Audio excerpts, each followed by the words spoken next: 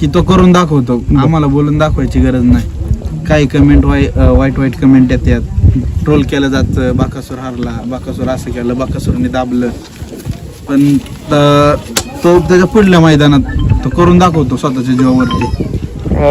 ज्यावेळेस बकासूर एक नंबर करत नव्हता त्यावेळेस कशा पद्धतीने त्याचा सरावामध्ये बदल केला तुम्ही, का त्याला म्हणजे चालवणं वगैरे असं काय काय बदल केला? त्याला चकडीला चालवलं होतं, दुसरं काही केलं नाही. बर. तसा मैदानात बैल कंटिन्यू पळत होता, पण त्याला बैल पुरत नव्हता. बर. त्याला बैल साथ फक्त गाळा देणारा पाहिजे. बैल एकटा गाडी ओढवून लावतो. बर.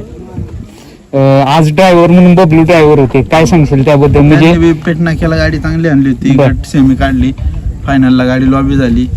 परत मायनीत बी गाडी आणली होती, 2-3दा गाडी आणली परत. आणि आज ते मी म्हणले मला बाकासूरवरती एक नंबर करायचा आहे आणि मी करून दाखवणार.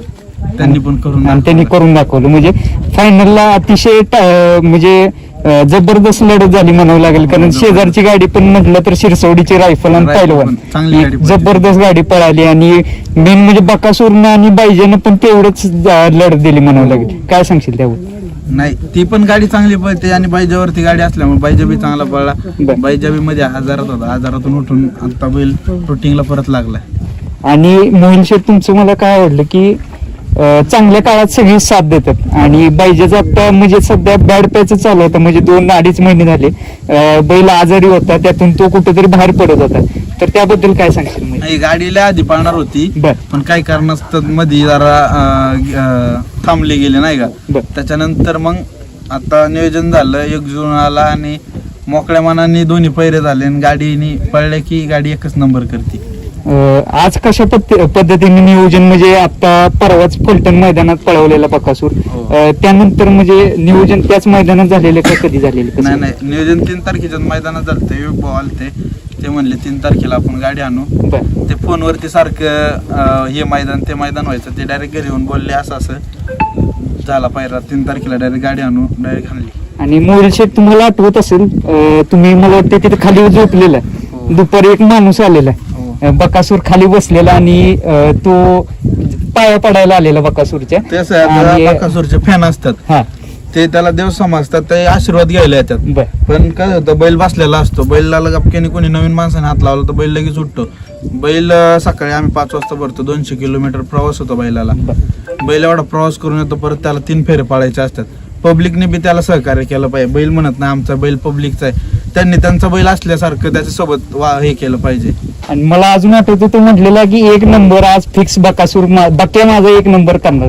त्यावर काय सांगशील? म्हणजे तो करूनच दाखवतो, त्याला सांगायची गरज लागत नाही, आपल्याला बोलायची गरज लागत नाही.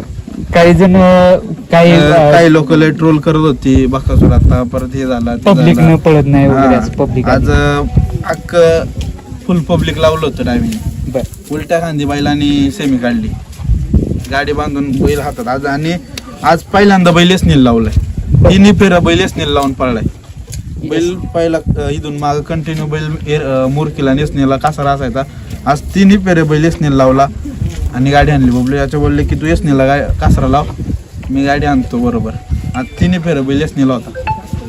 खूप सुंदर अशी गाडी पाहिली, गटाला, सेमीला आणि फायनलला तर जबरदस्त स्पीड पकडलं म्हणावं लागेल. बायजाबद्दल काय सांगशील? म्हणजे बायजा हा भारत केसरीचा बैल आहे आणि बरीचशी मैदान त्याने गाजवलेत, काय सांगशील? दोन्ही बैल पुणे जिल्ह्यातले, त्याचा आम्हाला अभिमान आहे. आणि बायजा बी चांगला पळतो, बाकासूर बी चांगला पळतो, भाऊंचा तर काही विषयच नाही. पुणे जिल्ह्याचं 100% नाव केलंय म्हणावं लागेल. आणि बकासूरनं केलेच आणि बायजानं पण केलेच आहे म्हणावं. मी आता एक मुलाखत बघितली, 12 तारखेला ओळेचा अड्डा आहे आणि राहुल भाई आता जस्ट म्हणाली की मथुर आणि बकासूरची गाडी आपल्याला बिनजोडला त्या अड्ड्यात पाहायला भेटेल. काय लवकरच दिसेल पळताना. बर. आता कुठल्या अड्ड्यात पळवायची, कुठं पळवायची बघू, लवकरच नियोजन होऊन कळणच लवकरच. म्हणजे जे संपर्क वगैरे झालेला आहे का? बोलणं चालू आहे. बर, लवकरच गाडी पळताना दिसेल. शेवटचा प्रश्न विचारतो, ज्या वाईट काळामध्ये फॅन्सनी सर्व साथ दिली तुम्हाला आणि आता चांगल्या काळात तर असतीच साथ, तर त्याबद्दल त्यांना काय सांगशील? म्हणजे बकासूरचे फॅन फॉलोअर्स, बकासूर हरला तरी त्याच्या कट्टर ते कट्टरच असतात.